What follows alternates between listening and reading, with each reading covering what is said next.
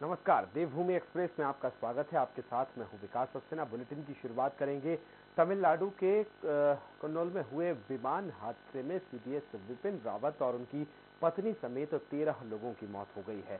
वायुसेना ने बयान जारी कर मौत की पुष्टि की है। केवल ग्रुप कैप्टन वरुण सिंह का इलाज जारी है। जनरल विपिन रावत के निधन से तीनों सेनाओं में शोक की लहर है। वहीं इस हादसे पर पीएम मोदी और रक्षा मंत्री राजनाथ सिंह ने गहरा दुख जताया है। पीएम मोदी ने कहा कि सीडीएस विपिन रावत एक सच्चे राष्ट्रभक्त थे। सूत्रों के मुताबिक हेलीकॉप्टर दुर्घटना पर सरकार गुरुवार को संसद में बयान जारी कर सकती है। सीडीएस विपिन रावत के निधन की पुष्टि से पहले रक्षा मंत्री राजनाथ सिंह जनरल विपिन रावत के घर भी पहुंचे थे।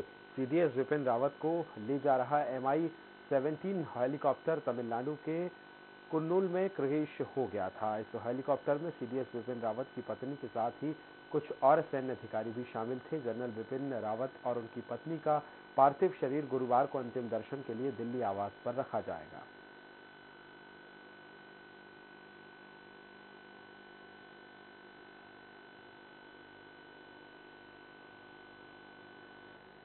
सीडीएस जनरल विपिन रावत के निधन के बाद पीएम मोदी ने ट्वीट कर गहरा दुख जताते हुए लिखा कि भारत के पहले सीडीएस के रूप में जनरल रावत ने रक्षा सुधारों सहित हमारे सशस्त्र बलों से संबंधित विविध पहलुओं पर काम किया है। वह अपने साथ सेना में सेवा करने का एक समृद्ध अनुभव लेकर आए थे। भारत उनकी असाधारण सेवाओं को कभी नहीं भूलेगा। साथ ही रक्षा मंत्री राजनाथ सिंह ने भी ट्वीट कर गहरा दुख जताते हुए लिखा, इस हादसे में अपनों को खोने वालों के परिवारों के प्रति मेरी संवेदना है। ग्रुप कैप्टन वरुण सिंह के शीघ्र स्वस्थ होने की प्रार्थना करते हैं, जिनका वर्तमान में सैन्य अस्पताल वेलिंगटन में इलाज चल रहा था।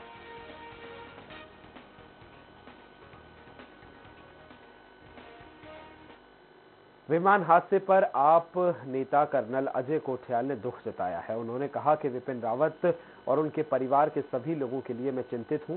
बाबा केदारनाथ और बाबा बद्री विशाल और कालिका माता से प्रार्थना करता हूं कि वे उनके परिवारजनों को इस दुख की घड़ी में ये दुख सहने की शक्ति दे। सीडीएस विपिन रावत ने उत्तराखंड के रहने वाले हैं, जिनके लिए मैं प्रार्थना की जा रही है।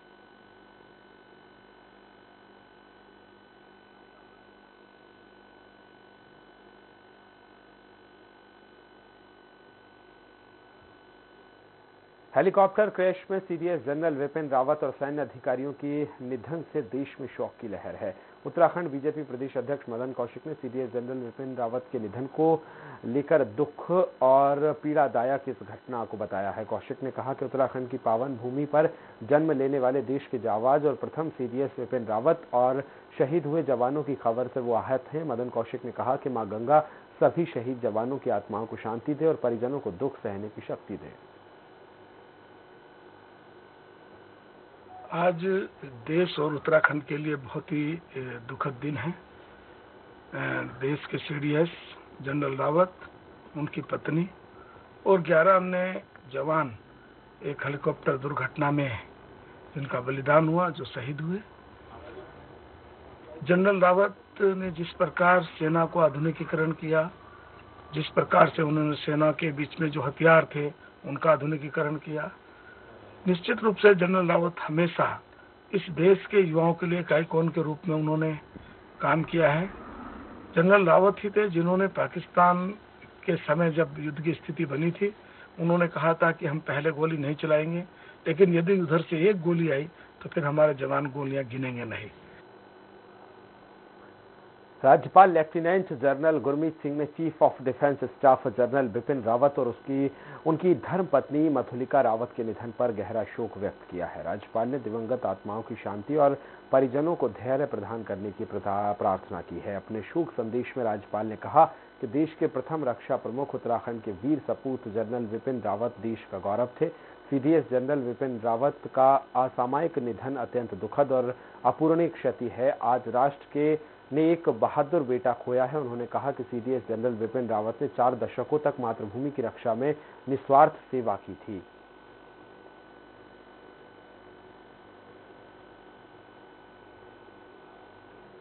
सीडीएस जनरल विपिन रावत के आकस्मिक निधन पर उत्तराखंड के पूर्व मुख्यमंत्री पुष्कर सिंह धामी ने शोक व्यक्त करते हुए कहा कि ये देश के लिए अपूरणीय क्षति है। देश की सुरक्षा के लिए जनरल रावत ने महान योगदान दिया है। देश की सीमाओं की सुरक्षा एवं देश की रक्षा के लिए उनके द्वारा लिए गए साहसिक निर्णयों एवं सैन्य बलों ने मनोबल को सदैव ऊंचा बनाए रखने के लिए उन्होंने योगदान उनका जो है देश सदैव याद रखेगा। सीडीएस जनरल विपिन रावत की परवरिश उत्तराखंड के छोटे से गांव में हुई है। वे अपनी विलक्षण प्रतिभा, परिश्रम तथा अदम्य साहस और शौर्य के बल पर सेना के सर्वोच्च पद पर आसीन हुए थे। जनरल विपिन रावत ने देश की सुरक्षा व्यवस्था एवं भारतीय सेना को नई दिशा दी थी। उनके आकस्मिक निधन से उत्तराखंड को भी बड़ी क्षति हुई है। हमारे लिए बहुत बड़े दुख हमारे सामने आया है और बहुत हमारी अपूर्णीय क्षति हुई है। जनरल विपिन रावत जी के जाने से उनकी मृत्यु का जैसे संदेश मिला है, सारे उत्तराखंड वासी, पूरे भारतवासी सब बहुत दुखी हैं। उनका जाना निश्चित रूप से एक बहुत बड़ी क्षति है, इसकी पूर्ति नहीं हो सकती है। और उन्होंने मैं व्यक्तिगत रूप से भी, क्योंकि उनका जाना मेरे लिए व्यक्तिगत क्षति है। काशीपुर के बाजपुर में चीनी मिल गेस्ट हाउस में भाजपा कार्यकर्ताओं की बैठक हुई है। बैठक की अध्यक्षता शिव अरोरा ने की है। बैठक में 13 दिसंबर को बाजपुर में पहुंचने वाली विजय संकल्प यात्रा को सफल बनाने के लिए चर्चा की गई है। आपको बता दें कि बीजेपी अपने कार्यकाल में किए गए कार्यों को लेकर विजय संकल्प यात्रा निकाल रही है। इसी के चलते भाजपा की विजय संकल्प यात्रा 13 दिसंबर को बाजपुर पहुंच रही है। विजय संकल्प यात्रा 13 तारीख को सायंकाल 4 बजे बाजपुर में पहुंचेगी। तो किस तरीके से उसकी भव्य दिव्य तैयारियां हों, किस तरीके से भारतीय जनता पार्टी के पूरा बाजपुर भाजपा में हो और एक वातावरण विजय का बने, सभी कार्यकर्ता उत्साह से लगे उसमें। उत्तराखंड के पूर्व कैबिनेट मंत्री यशपाल आर्य पर हमले के बाद कांग्रेस लगातार विरोध कर रही है। आरोपियों की गिरफ्तारी की मांग को लेकर हरिद्वार में कांग्रेस कार्यकर्ताओं ने अंबेडकर चौक से लेकर ज्वालापुर फाटक तक विरोध मार्च निकाला। विरोध प्रदर्शन में कांग्रेस कार्यकर्ताओं ने नेताओं ने आरोप लगाया है कि भाजपा के इशारे पर ही यशपाल आर्य और उनके बेटे पर हमला हुआ है। भाजपा सरकार के राज में खनन माफिया दलित नेताओं को निशाना बना रहे हैं। कांग्रेस कार्यकर्ताओं ने आरोपियों की गिरफ्तारी होने तक विरोध प्रदर्शन करने की चेतावनी दी है। ये देवभूमि है, यहाँ सब धर्मों का सम्मान है, सब जातियों का सम्मान है। और जिस तरह से भाजपा और आप आजकल जिस तरह से यशपाल आर्य जी पर आक्रमण कर रहे हैं, ये यशपाल आर्य जी पर आक्रमण नहीं है, पूरे प्रदेश की अनुसूचित जनजाति पर आक्रमण है। और हम भाजपा की सह पे, भाजपा सरकार की सह पे माननीय यशपाल आर्य जी पे जो हमला हुआ है, हम कांग्रेस के लोग इसको बिल्कुल भी बर्दाश्त नहीं करेंगे। देहरादून में कार्य मंत्रणा की बैठक के दौरान विधानसभा अध्यक्ष के प्रस्ताव पर सीडीएस विपिन रावत के विमान दुर्घटना में निधन होने पर सदन के भीतर शोक संवेदना व्यक्त की जाएगी, जबकि सदन पूरे दिन के लिए स्थगित रहेगा। वहीं आगे की सदन की कार्रवाई के लिए 10 दिसंबर तक फिर से कार्य मंत्रणा की बैठक आहूत की जाएगी। अग्रवाल ने बताया कि 11 दिसंबर को भी सदन संचालित किया जाएगा। साथ ही सदन में आजादी के अमृत महोत्सव पर भी चर्चा होगी। की बात जो हुई है, जो आपने पूछी है, वो सभी के सहयोग से ये सब संभव हुआ है। मैं उसके लिए सभी का धन्यवाद कर रहा हूँ, चाहे नेता सदन हो, चाहे नेता प्रतिपक्ष हो। हमारे माननीय वक्त एक छोटे से ब्रेक का।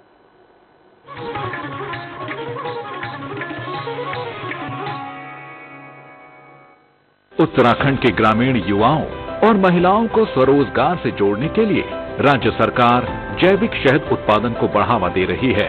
न्याय पंचायत स्तर पर मधु ग्राम बनाने की ओर आगे बढ़ रही उत्तराखंड सरकार राज्य में फल, सब्जी, फूलों की खेती के साथ ही शहद उत्पादन के जरिए किसानों की आर्थिकी भी मजबूत बना रही है। मधुमक्खी के जो बॉक्स हैं हमें घर आके सरकार द्वारा दिए गए, लाभदायक है ये और बड़ा महंगा बिकता भी है बाजार में। नरेंद्र नगर की सकलाना रेंज हो या अल्मोड़ा में रानीखेत के किसान मधुमक्खी पालन और शहद उत्पादन से जुड़कर ये मौन पालक आज राज्य सरकार की योजनाओं का लाभ उठाते हुए खुद को आत्मनिर्भर बना रहे हैं। समृद्धि की मिठास इनके मुस्कुराते चेहरों पर दिखाई दे रही है। उत्तराखंड में 6000 से अधिक मौन पालक, सालाना 2200 मीट्रिक टन शहद का उत्पादन, सालाना उत्तराखंड से 200 करोड़ का शहद निर्यात। उत्तराखंड सरकार प्रत्येक जिलों में बना रही मधु ग्राम, किसानों को आदर्श मधुमक्खी पालन, ऋतुवार प्रबंधन, मधुमक्खी पालन में समस्या और समाधान, डंक रहित मधुमक्खी पालन पर ट्रेनिंग दी जा रही है। प्रदेश के किसानों ने समृद्धि का जो सपना अपनी खुली आंखों में संजोया है, उसको आज उत्तराखंड सरकार साकार कर रही है। स्वरोजगार ने खोले समृद्धि के द्वार, उम्मीदों के पथ पर उत्तराखंड सरकार। रूप मंत्रा आयुर्वेदिक फेस वॉश, इसमें है क्यूकम्बर के प्योर एक्सट्रैक्ट जो नेचुरली चेहरे को मॉइस्चराइज रखे। ये कोई कॉस्मेटिक नहीं, आयुर्वेदिक औषधि है। खुदी को आजमाया है, अंदाज आया। मैं हूँ शुद्ध प्लस पान मसाला। उत्तराखंड की ग्रामीण महिलाएं आज पशुपालन और डेयरी उत्पादन से जुड़कर न सिर्फ खुद को आत्मनिर्भर बना रही हैं, बल्कि प्रदेश के विकास में भी बढ़ चढ़कर भागीदारी निभा रही है। उत्तराखंड सरकार और जायका वानिकी परियोजना ने ग्रामीण महिलाओं को डेयरी उद्योग से जोड़ने के लिए पहाड़ों में जगह जगह मिल्क कलेक्शन सेंटर खोले हैं, जहां दुग्ध व्यवसायी महिलाएं अब आसानी से दूध बेचकर अपनी आमदनी बढ़ा रही हैं। जब से यहाँ पर डेयरी खुली है, तब से उन्हें यहाँ पर काफी समय की बचत भी मिलती है और यहाँ पर दूध के जो रेट है वो भी अच्छे दिए जा रहे हैं। उत्तराखंड सरकार के कुशल मार्गदर्शन में महिलाएं स्थानीय रोजगार को अपनाते हुए मिल्क प्रोडक्ट्स और कई उत्पाद तैयार कर रही हैं। पशुपालन, पहाड़ी अनाजों की खेती के साथ साथ अब डेयरी और दुग्ध उत्पादों से भी महिलाओं ने अपनी पहचान बनाई है। महिला सशक्तिकरण और स्वरोजगार का बेहतरीन उदाहरण बनी पहाड़ की महिलाएं कोरोना काल के बाद अपने लक्ष्य की ओर बढ़ते हुए मिल्क कलेक्शन सेंटर के सहयोग से पशुपालकों की आमदनी बढ़ाने में भी शानदार भूमिका निभा रही हैं। संतुष्टि, आत्मविश्वास और आत्मनिर्भरता की ये मुस्कुराती तस्वीरें पहचान बन रही हैं उत्तराखंड सरकार की कामयाबी की। उत्तराखंड सरकार के संग नारी सशक्तिकरण के बढ़ते कदम।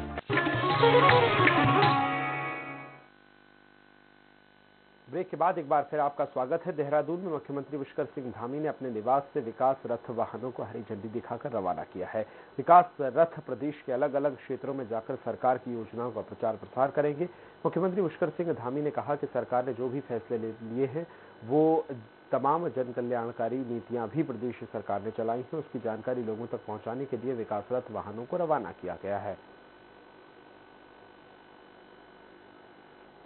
देहरादून में सीएम धामी चुनाव को लेकर अब उन्होंने बैठक ली है। बैठक में बीजेपी के प्रदेश प्रभारी, सह प्रभारी और प्रदेश अध्यक्ष समेत राज्य के कई प्रमुख नेता मौजूद रहे हैं। बैठक में राज्य सरकार के कामकाज समेत कई चुनावी मसलों पर विस्तारित चर्चा की गई है। वहीं प्रदेश अध्यक्ष मदन कौशिक ने बताया कि राज्य में बीजेपी 60 से 70 हजार बैठकें करेगी, जिसमें 10 से 15 लोग मौजूद रहेंगे। आने वाले समय में प्रदेश के अंदर लगभग छोटी और 60-70 हजार छोटी बैठक का एक अभियान हम लोग चलाएंगे। विधानसभा चुनाव के मद्देनजर राज्य निर्वाचन आयोग ने कमर कस ली है। इसके चलते निर्वाचन आयोग ने मीडिया कार्यशाला का आयोजन किया है, जिसमें सूचना विभाग के महानिदेशक समेत कई गणमान्य मौजूद रहे। कार्यशाला में निर्वाचन आयोग ने मीडिया से जुड़े हुए कई अहम बिंदुओं पर चर्चा की। वहीं राज्य निर्वाचन अधिकारी ने मीडिया से कहा कि आम चुनाव में मीडिया महत्वपूर्ण भूमिका निभाता है। साथ ही उन्होंने मीडिया से सहयोग की अपील की है। खत्म करता है तो पेड न्यूज ना करने के लिए और उसका क्या क्या रूल्स एंड रेगुलेशंस है और आपसे भी सेल्फ रेगुलेशन के लिए हमारा अनुरोध है कि ऐसे चीज कम होने से लेवल प्लेइंग फील्ड हमारा इलेक्शन में ज्यादा होगा, इसीलिए आज का ये वर्कशॉप रखा गया।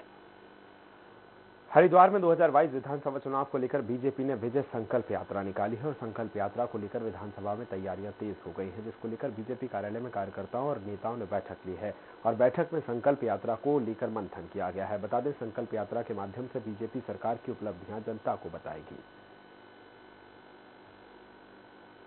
हमारे प्रदेश में सभी विधानसभाओं में विजय संकल्प यात्रा का आयोजन किया, जिसके माध्यम से हम सब कार्यकर्ता प्रत्येक विधानसभा में इस यात्रा को लेकर के जा रहे हैं।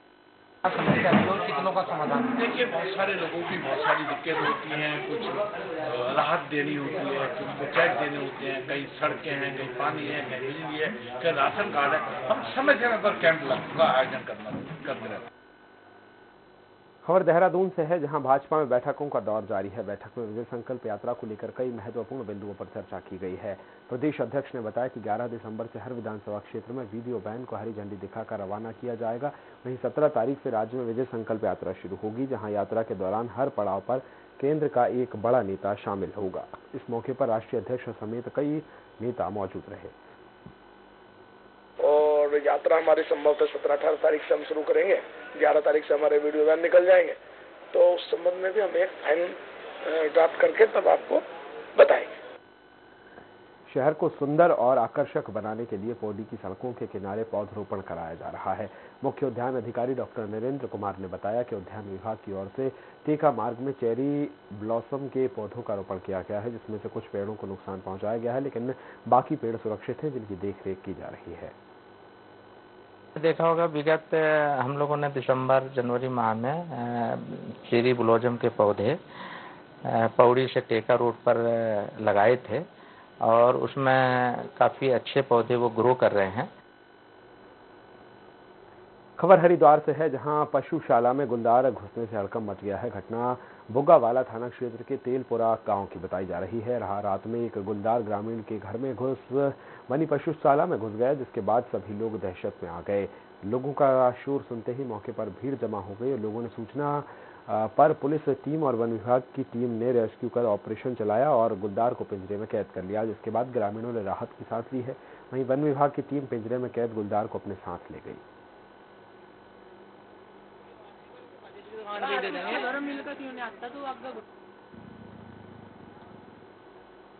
सचिवालय संघ के कर्मचारियों ने सरकार के खिलाफ मोर्चा खोल दिया है। कर्मचारियों ने अपनी मांगों को लेकर सचिवालय के मुख्य गेट पर धरना प्रदर्शन किया है। दरअसल सचिवालय संघ के अध्यक्ष दीपक जोशी ने मुख्यमंत्री के सामने 5 सूत्रीय मांगे रखी हैं, जिनमें से कुछ मांग मान ली गई है, लेकिन कुछ पर विचार होने से कर्मचारियों में नाराजगी है। वहीं कुछ कर्मचारियों पर सरकारी काम में बाधा डालने के लिए भी केस दर्ज किए गए हैं, जिस पर संघ के अध्यक्ष दीपक जोशी ने रोष व्यक्त किया है।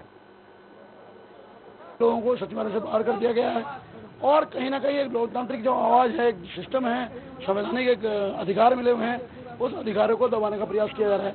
और चूंकि जसपुर के नादेही शुगर मिल में किसान तूल को लेकर परेशान हैं, क्योंकि किसानों को अपना गल्ला तुलवाने के लिए 8 से 10 दिन तक का इंतजार करना पड़ रहा है और लंबी लंबी लाइनों में खड़ा होना पड़ रहा है, जिसकी वजह से किसान परेशान हैं। क्योंकि किसानों की एक तरफ गेहूं की फसल बोई जानी है।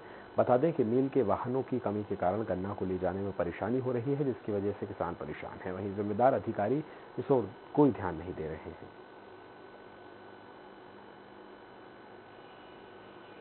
एक सर ज्यादा है, कभी एक छुट्टी हो जाए, 4-8 दिन हो जाए, बट लोग भरे भरे किसान खेत में रहने या सेंटर पे रहने। गन्ना डालता नहीं है। फैक्ट्री और ट्रांसपोर्ट के हिसाब से जब फैक्ट्री खाली करती है ट्रांसपोर्ट की, तभी आती है, तब फिर आके गन्ना भरा जाता है। ट्रांसपोर्ट का काम तो सर इतना कह लो कि मतलब मेरा काम तो इतना तोड़ना है। मुख्यमंत्री पुष्कर सिंह धामी ने महाराणा प्रताप स्पोर्ट्स कॉलेज में राज्य स्तरीय खेल महाकुंभ 2021 का शुभारंभ किया है। इस दौरान उन्होंने पीआरडी जवानों की ड्यूटी के दौरान मौत हो जाने पर परिजनों को 2 लाख की आर्थिक सहायता देने की घोषणा की है। मुख्यमंत्री ने कहा कि राज्य सरकार जल्द ही स्पोर्ट्स यूनिवर्सिटी बनवाएगी। उन्होंने कहा कि स्पोर्ट्स यूनिवर्सिटी में पढ़ने वाले बच्चों को निःशुल्क शिक्षा दी जाएगी। इस अवसर पर खेल मंत्री अरविंद पांडे और विभागीय सचिव सहित तमाम अधिकारी मौजूद रहे। और हमारी जो खेल नीति आई है, खेल नीति में हमने वो सारे प्रावधान किए हैं जिसके कारण से एक सामान्य परिवार में पैदा होने वाला बच्चा जिसके अंदर योग्यता है, क्षमता है, उसको अब आगे बढ़ने में कोई परेशानी नहीं होगी। आइए रुख करेंगे